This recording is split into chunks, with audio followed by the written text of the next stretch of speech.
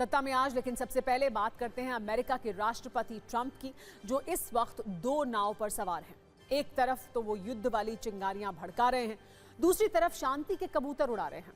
आज ट्रंप की इस नीति, नियत और चरित्र को दो तस्वीरों से हम डिकोड करते हैं। आप एक तरफ देख सकते हैं ट्रंप का हाथ युद्ध वाला बटन है। जाहिर है ये इशारा ईरान की तरफ है। पिछले 2 हफ्तों से ईरान में क्या हो रहा है, किसकी वजह से हो रहा है, पूरी दुनिया जानती है। कुछ नए वीडियो हम आपको ईरान के नए हालात के बारे में भी बताएंगे। पहले ट्रंप के युद्ध और शांति वाले संयुक्त विचार को अच्छी तरह से समझिए। दूसरी तस्वीर आज की सबसे चर्चित पिक्चर है। 2025 की नोबेल शांति पुरस्कार विजेता मारिया कोरिना मचाडो ने अपना पुरस्कार ट्रंप को दे दिया है। मुस्कुराते हुए ट्रंप इसे सहर्ष स्वीकार भी कर रहे हैं। जब ईरान में ऐसे हालात हैं, जब ईरान पर अमेरिका किसी भी वक्त हमला करने को तैयार है, अशांति वाली इस स्थिति में अमेरिका के राष्ट्रपति नोबेल शांति पुरस्कार ले रहे हैं। हो सकता है दुनिया को वो ये दिखा रहे हो कि इसके असली हकदार वही हैं, लेकिन सच बिल्कुल अलग है। ट्रंप के ऐसे विचारों के विपरीत है। सिर्फ 6 पॉइंट में तुलनात्मक विश्लेषण से ट्रंप के सच का सामना कराते हैं आपको। ट्रंप ने जिसके हाथों ये पुरस्कार लिया है वो वेनेजुएला की विपक्ष की नेता है। हाल में ही ट्रंप ने सैन्य ऑपरेशन के जरिए वेनेजुएला में सत्ता परिवर्तन किया, वहां के राष्ट्रपति मादुरो और उनकी पत्नी का अपहरण करवाया था। दूसरी तरफ उसी देश की नेता से वो शांति पुरस्कार भी ले रहे हैं। आजकल प्रत्येक दिन अमेरिका की सुबह ईरान को एक नई धमकी देने के साथ होती है। किस दिन ईरान पर अमेरिकी बम बरसने लगेंगे ये कोई नहीं जानता है। वहीं दूसरी ओर नोबेल पुरस्कार लेकर ट्रंप शांति वाले संदेश दे रहे हैं। कहानी सिर्फ ट्रंप की ईरान जिद तक नहीं है। ग्रीनलैंड में भी ट्रंप का कब्जा प्लान रेडी है। इसके लिए वो नेटो से भी लड़ने को तैयार हैं। मतलब यही है कि एक तरफ अलग अलग देशों से ट्रंप दुश्मनी कर रहे हैं, तो वहीं दूसरी तरफ खुद को मिस्टर सीजफायर साबित करने पर तुले हुए हैं। ग्रीनलैंड की वजह से ट्रंप कई बार अमेरिका के पुराने दोस्तों से लड़ने को भी तैयार हैं। यहां तक कि जर्मनी, स्वीडन, फ्रांस और नॉर्वे इस हफ्ते डेनमार्क के साथ जॉइंट एक्सरसाइज के लिए ग्रीनलैंड में सैनिक भेज रहे हैं। इतने देशों से दुश्मनी के बीच ट्रंप ये झूठे दावे करते रहे हैं कि उन्होंने कई युद्ध रुकवाए हैं। और तो और ट्रंप ने अपनी महत्वाकांक्षा को पूरी करने के लिए जिनपिंग को ताइवान पर फ्री हैंड दे दिया है, जबकि हमेशा चीन के खिलाफ ताइवान के साथ अमेरिका खड़ा रहा है। दूसरी तरफ ट्रंप दूसरे देशों के युद्ध में बिन बुलाए मेहमान की तरह पहुंच जाते हैं और युद्ध विराम का क्रेडिट लेने में जुट जाते हैं। जब ट्रंप की इतनी चर्चा हो गई हो तो पाकिस्तान इसमें कैसे नहीं रह सकता है। आतंकिस्तान को हमेशा ट्रंप आशीर्वाद देते रहे हैं। दूसरी तरफ व्यापार के लिए पूर्व घोषित आतंकी से भी वो दोस्ती कर लेते हैं। इसका सबसे ताजा उदाहरण अमेरिका और सीरिया की डील और दोस्ती है।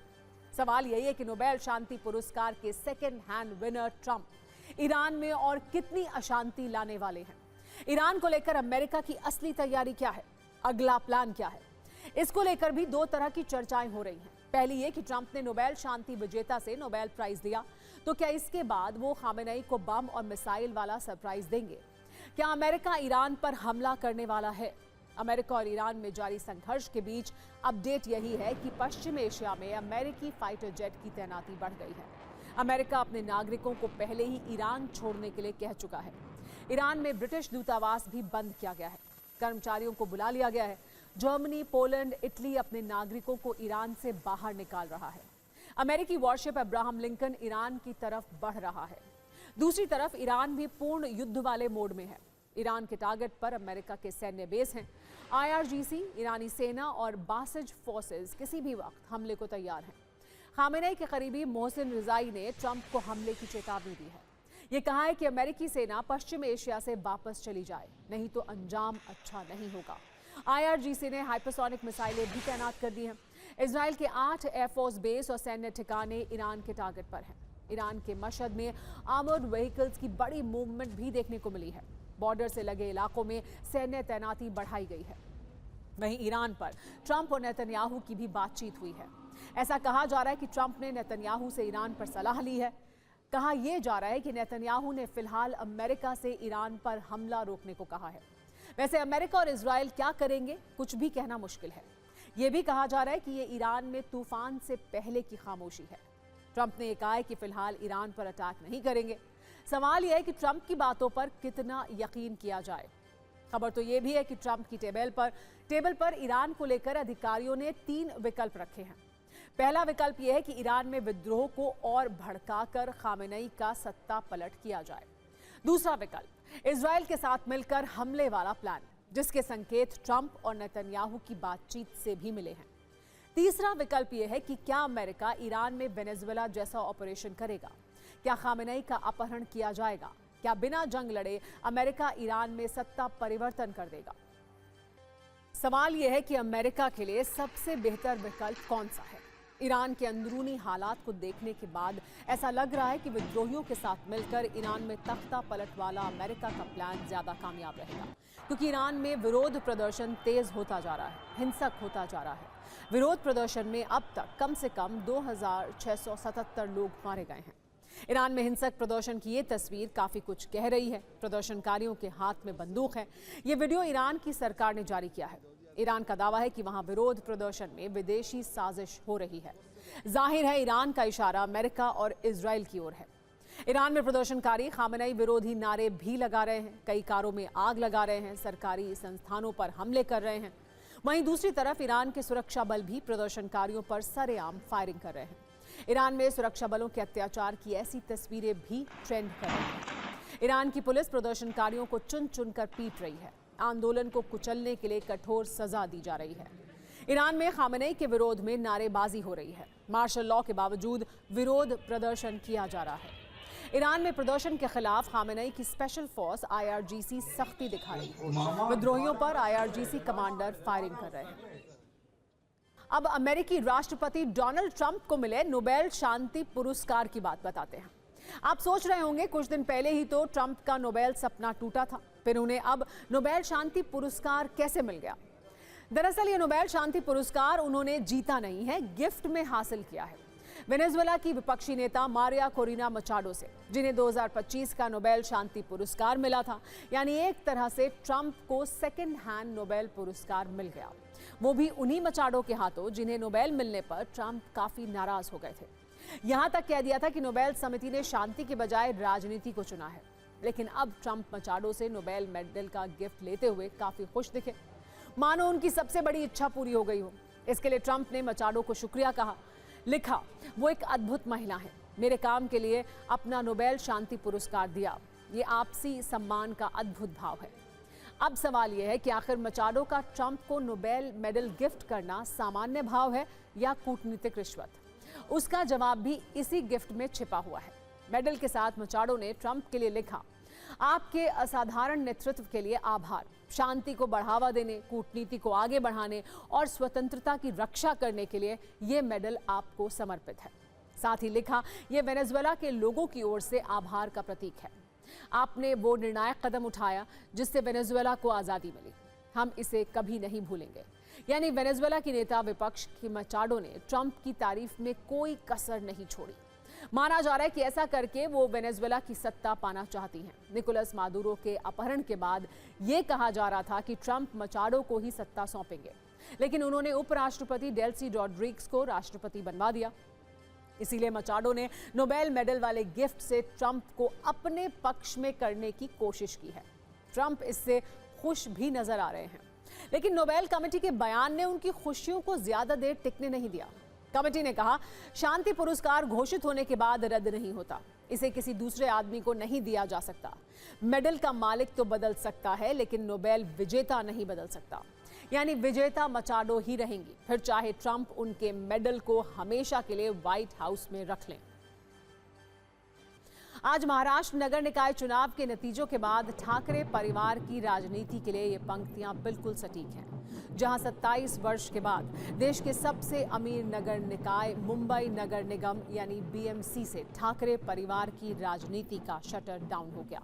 जो नतीजे आए उसके मुताबिक महाराष्ट्र में बीजेपी और उसके सहयोगियों के लिए आज अच्छा शुक्रवार है और ठाकरे ब्रदर्स के लिए ब्लैक फ्राइडे। आज के नतीजों में बीजेपी और शिवसेना शिंदे क्लियर विनर दिख रहे हैं। इस गठबंधन ने न सिर्फ पहली बार BMC का चुनाव जीता, बल्कि महाराष्ट्र के 29 नगर निगम में चुनाव हुए थे। इसमें बीजेपी और उसके सहयोगियों ने 26 में बढ़त हासिल की। विपक्ष को सिर्फ 3 नगर निगम में बढ़त हासिल हुई, यानी करीब 90% नगर निगमों में बीजेपी और उसकी सहयोगी शिवसेना शिंदे को बढ़त मिली है या जीत चुके हैं। विपक्ष को सिर्फ 20% निगमों में ही बढ़त मिली है। इसे आप बीजेपी के पक्ष में सुनामी या लैंडस्लाइड विक्ट्री भी कह सकते हैं। लेकिन सबसे ज्यादा चर्चा बीएमसी की है, जहां वर्ष 1997 के बाद पहली बार बीएमसी का मेयर शिवसेना यूबीटी से नहीं होगा। यहां देवेंद्र फडणवीस और एकनाथ शिंदे की जोड़ी ने 2 भाई राज ठाकरे और उद्धव ठाकरे की जोड़ी को चुनाव में हरा दिया, जिसके बाद शिवसेना यूबीटी अपने आखिरी गढ़ बीएमसी से भी आउट हो गई। अब तक घोषित नतीजों के मुताबिक बीजेपी ही बीएमसी की नई बॉस है।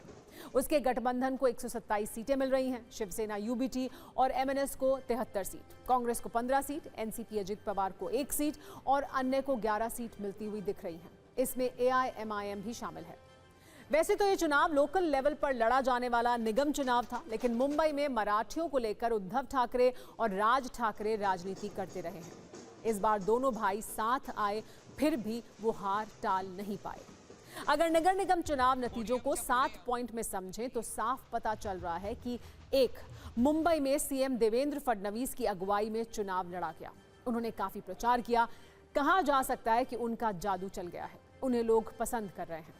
एकनाथ शिंदे मराठा वोटर को साधने में कामयाब रहे। उन्होंने उद्धव ठाकरे और राज ठाकरे से मराठा वोट छीन लिया।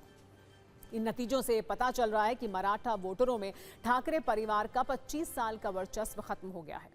बाल ठाकरे वाली अपील दोनों भाइयों में नहीं है, इसीलिए शायद दोनों ठाकरे भाइयों का साथ आना भी काम नहीं आया। अकेले कांग्रेस के लिए मुंबई जीतना मुश्किल है, हालांकि कई जगह पर कांग्रेस ने अच्छा प्रदर्शन किया है। पवार परिवार मुंबई में एक बार फिर कमजोर साबित हुआ है। न शरद गुट कुछ कर पाया और न ही अजित गुट। नतीजे ये भी बताते हैं कि सीएम फडणवीस और डिप्टी सीएम शिंदे की जोड़ी पर मुंबई को भरोसा है। वैसे बीजेपी गठबंधन के लिए कामयाबी की बात यह भी है कि उसे सिर्फ बीएमसी में जीत नहीं मिली है, बल्कि उसने नागपुर, पुणे, ठाणे, नवी मुंबई, पिंपरी चिंचवाड़ और नासिक में भी बढ़त बनाई है। ये सारे बड़े और धनवान नगर निगम हैं। इन शानदार जीत के बाद देवेंद्र फडणवीस मुंबई में बीजेपी के दफ्तर पहुंचे, जहां बीजेपी कार्यकर्ताओं ने जश्न मनाया। इस मौके पर फडणवीस ने कहा, हमने पीएम मोदी के नेतृत्व में विकास के विजन के साथ ये चुनाव लड़ा, इसीलिए हमें इन चुनावों में रिकॉर्ड तोड़ जनादेश मिला है। इन नतीजों से ये साफ हो गया है कि महाराष्ट्र में पीएम मोदी पर बहुत भरोसा करते हैं। पीएम मोदी और गृह मंत्री अमित शाह ने महाराष्ट्र नगर निकाय में मिली जीत पर बधाई दी। उन्होंने कहा कि महाराष्ट्र के साथ एनडीए का रिश्ता मजबूत हुआ है। महानगरपालिकेच्या निवडणुकीमध्ये भारतीय जनता पार्टी आणि महायुतीला महाविजय मिळालेला आहे आणि एक प्रकारे सगळे रेकॉर्ड हे आपण त्या ठिकाणी तोडलेले आहेत। आज महाराष्ट्र में 29 महानगरपालिका के चुनाव में 25 जगह पर भारतीय जनता पार्टी और मित्रों का विजय हुआ है। महाराष्ट्र की जनता ने भारतीय जनता पार्टी पर पूर्ण विश्वास दिखाया है आणि ज्या प्रकारे वेगवेगळ्या महानगरपालिकांमध्ये रेकॉर्ड ब्रेक अशा पद्धतीचं मॅन्डेट आहे, या मॅन्डेटने एक गोष्ट स्पष्ट केली आहे की लोकांना विकास हवा आहे, लोकांना प्रामाणिकता हवी आहे आणि म्हणून लोकांनी आपल्याला या ठिकाणी निवडून दिलेला आहे। ये नतीजे विपक्ष के लिए चिंता की बात है। हालांकि शिवसेना यूबीटी से स्वीकार नहीं करना चाहती है। संजय राउत ने आज ही कहा है कि ये आंकड़े झूठे हैं। काफी नहीं है।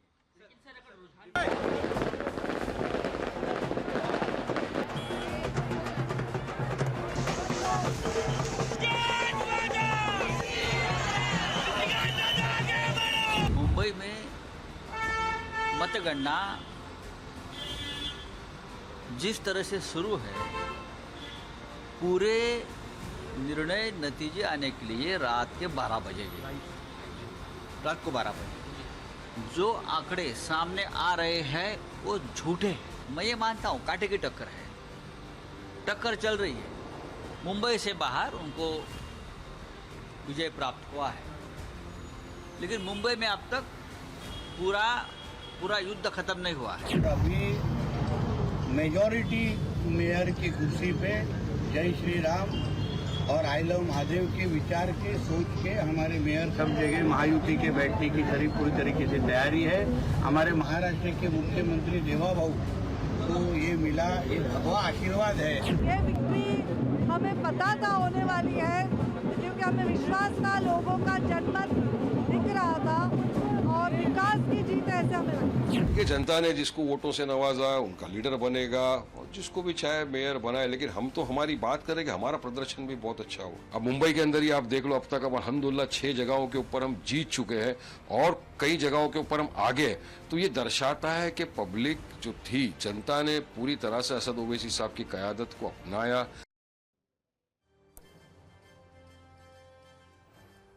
वैसे बीजेपी गठबंधन के लिए कामयाबी की बात यह भी है कि उसे सिर्फ बीएमसी में जीत नहीं मिली है, बल्कि उसने कई और नगर निगमों पर अपनी जीत हासिल की है। लेकिन सत्ता की अब अगली कुंजी की बात करते हैं। सत्ता की अगली कुंजी भगवान शिव की नगरी काशी से है, जहां की कुछ तस्वीरें पूरे देश में और खास तौर पर राजनीतिक गलियारों में वायरल हैं। ये तस्वीर मणिकर्णिका घाट की है, जहां सरकार और स्थानीय प्रशासन का दावा है कि पुनर्निर्माण का काम चल रहा है, जबकि विपक्ष का कहना है कि पुनर्निर्माण के नाम पर हजारों वर्ष पुरानी मूर्तियों को तोड़ा जा रहा है, घाट की मूल स्थिति को बदला जा रहा है। यहां तक कि काशी विश्वनाथ मंदिर का उत्थान कराने वाली अहिल्याबाई होलकर की मूर्ति भी तोड़ दी गई है। इस मामले में सत्ता पक्ष और विपक्ष दोनों तरफ से काफी क्लेश है। इसीलिए आज हमने ये कुंजी तैयार की है, ताकि आपको मणिकर्णिका घाट में क्या हो रहा है इसका सच पता चल पाए। इस पूरे मामले में प्रशासन का दावा है कि घाटों के नीचे लगातार पानी जाने से घाट दरक गए थे। इस पर लगे पत्थर खिसक रहे थे, जिससे पास में बने मंदिरों और मकानों पर खतरा था। इसीलिए मणिकर्णिका घाट के पुनर्निर्माण का काम किया जा रहा है। इस इलाके की पुरानी तस्वीरें ये बताती हैं कि घाट पर मणि बनी थी, जिसे मराठा वास्तुकला के आधार पर बनाया गया था। इसे छतरी भी कहा जाता है। इस मणि में मूर्तियों को छतरी शैली के अलग अलग आले में स्थापित किया गया था। तस्वीरों में दिख रहे ये देवी देवता और तपस्वी इस बात के गवाह हैं कि ये जगह सदियों से साधना का केंद्र रही है। पौराणिक कथाओं में वर्णन है कि देवी पार्वती के कान की बाली इसी घाट पर गिरी थी। इसी वजह से इसे मणिकर्णिका महाशमशान घाट कहा जाता है। यहाँ चिताएं कभी शांत नहीं होती। कहा जाता है कि यहाँ मरने वाला हर व्यक्ति के कान में भगवान शिव स्वयं तारक मंत्र देते हैं, जिससे उसे मोक्ष की प्राप्ति हो जाती है। ऐसे में इस मणि का बहुत महत्व रहा है, लेकिन इसे तोड़ दिया गया। ये सिर्फ ईंट पत्थर का ढांचा नहीं था, बल्कि 18वीं सदी की एक महत्वपूर्ण निशानी थी। इतिहासकार मानते हैं कि ये मणि 200 से 300 साल पुरानी विरासत थी। औरंगजेब द्वारा काशी विश्वनाथ मंदिर को तोड़े जाने के बाद इंदौर से आकर महारानी अहिल्याबाई होलकर ने यहाँ जीर्णोद्धार का काम करवाया था। उनकी मूर्ति भी इस मणि में मौजूद थी और इस बार रेनोवेशन में ये सब कुछ खत्म हो गया। अगर आप तस्वीरों के जरिए तुलना करेंगे तो पहले और अब की तस्वीरों में आपको साफ अंतर दिखेगा। पहले मणि में अहिल्याबाई होलकर की मूर्तियां पूरी तरह से सुरक्षित थी, लेकिन अब नए वीडियो में वो टूटी हुई नजर आ रही हैं। इसके अलावा भी वहां जो अन्य मूर्तियां थीं वो खंडित हो गई हैं। अब इससे विपक्ष क्रोधित है। कांग्रेस ने वाराणसी में प्रदर्शन भी किया है। यूपी कांग्रेस के अध्यक्ष अजय राय ने प्रेस कॉन्फ्रेंस करके ये आरोप लगाया कि पुनर्निर्माण के नाम पर हजारों वर्ष पुराने अक्षय वट वृक्ष को काट दिया गया। मुक्तेश्वर महादेव जी का मंदिर, लक्ष्मी नारायण जी का मंदिर भी तोड़ दिया गया और अब मूर्तियां भी गायब हैं। ये मामला सिर्फ वाराणसी तक सीमित नहीं है। कांग्रेस अध्यक्ष मल्लिकार्जुन खड़गे ने ये आरोप लगाया है कि पीएम मोदी इतिहास की हर धरोहर को मिटाकर बस अपना नेम प्लेट चिपकवाना चाहते हैं। कांग्रेस महासचिव प्रियंका गांधी ने कहा है कि काशी में पुनर्निर्माण के नाम पर अनेक मंदिर ध्वस्त हुए हैं। काशी की धार्मिक, आध्यात्मिक एवं सांस्कृतिक पहचान मिटाने की साजिशें तत्काल बंद होनी चाहिए। आपके सांसद संजय सिंह ने कहा है कि ये महमूद गजनवी का नहीं, नरेंद्र मोदी का राज है, जहां हमारे पौराणिक मंदिरों को तोड़ा जा रहा है। हालांकि प्रशासन किसी मूर्ति के तोड़े जाने की बात को ही गलत बता रहा है। प्रशासन का दावा है कि एआई तस्वीरों और वीडियो के जरिए लोगों को भ्रमित किया जा रहा है। मणिकर्णिका घाट पर पुनर्निर्माण का काम जरूर चल रहा है, इसीलिए मूर्तियां हटाई गई, उन्हें तोड़ा नहीं गया है। स्थानीय प्रशासन तो ये तक दावा कर रहा है कि सोशल मीडिया पर भ्रम फैलाने वालों पर कार्रवाई की जाएगी। हालांकि पूर्व लोकसभा अध्यक्ष और इंदौर की सांसद रही सुमित्रा महाजन ने अहिल्या देवी होलकर की मूर्तियों के तोड़े जाने पर नाराजगी जताई है और ये कहा है कि ऐसा करने वालों पर कार्रवाई होनी चाहिए।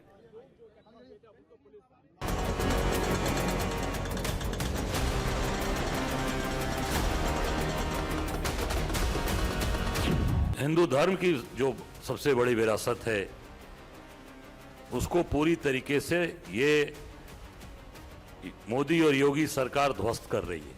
2023 में शिलान्यास किया था मणिकर्णिका घाट का सुंदरीकरण करने के लिए, सुंदरीकरण नहीं, उसका पूरी तरीके से विध्वंसीकरण कर दिया। पूरी तरीके से मणिकर्णिका घाट को तबाह कर दिया, बर्बाद कर दिया। 1771 में जिसका जीर्णोद्वार हमारी अहिल्याबाई होलकर जी, महारानी अहिल्याबाई होलकर जी के द्वारा, लोकमाता के द्वारा कराया गया था, उनकी मूर्तियों को भी विध्वंस कर दिया, तोड़ दिया गया।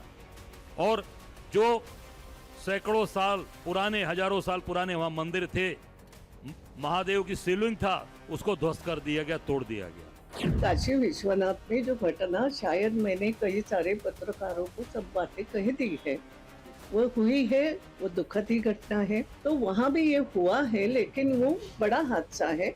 अगर मंदिर को धक्का लगा हो, टूटा हो।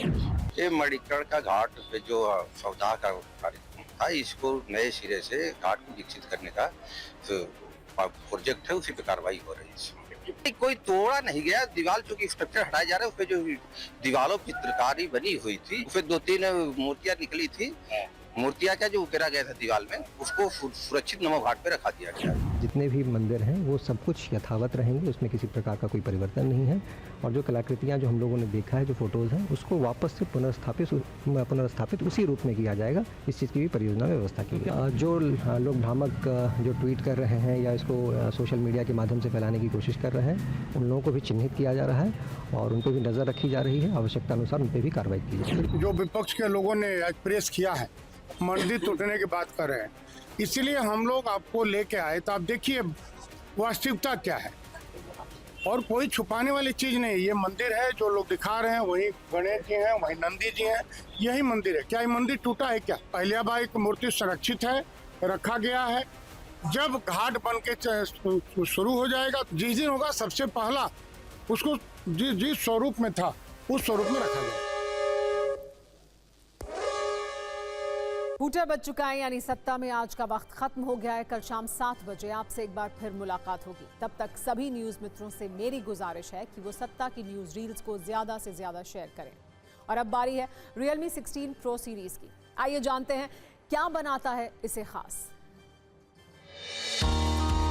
आज के डिजिटल और फास्ट पेस जमाने में सिर्फ शूट करना काफी नहीं होता, जरूरी है कंटेंट को इम्पैक्टफुल बनाना, और इसी जरूरत को समझता है Realme 16 Pro सीरीज।